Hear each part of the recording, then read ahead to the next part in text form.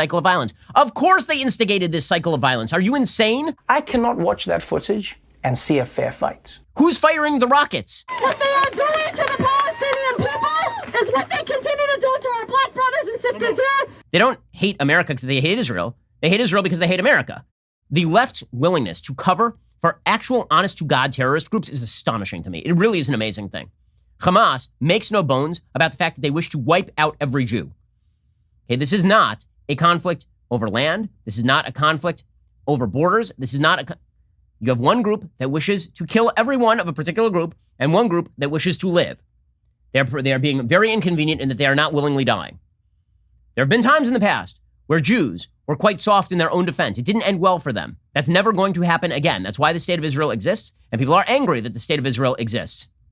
And so you have to come up with all sorts of bizarre justifications for why Israel is not right to defend itself here. Fortunately, we have sitting Congress people, who are full on this sort of stuff.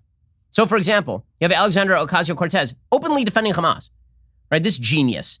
So Joe Biden said that Israel has a right to defend itself, which, by the way, isn't it kind of amazing that you have to actually say that? Israel, which is a sovereign country, has the right to defend itself? What would the converse be? It doesn't have the right to defend itself? Of course it has the right to defend itself.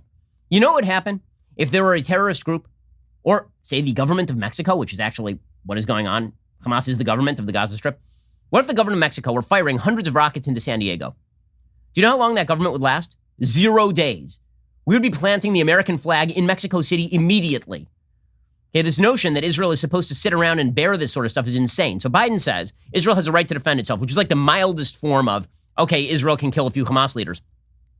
Alexandria Ocasio-Cortez then tweets out blanket statements like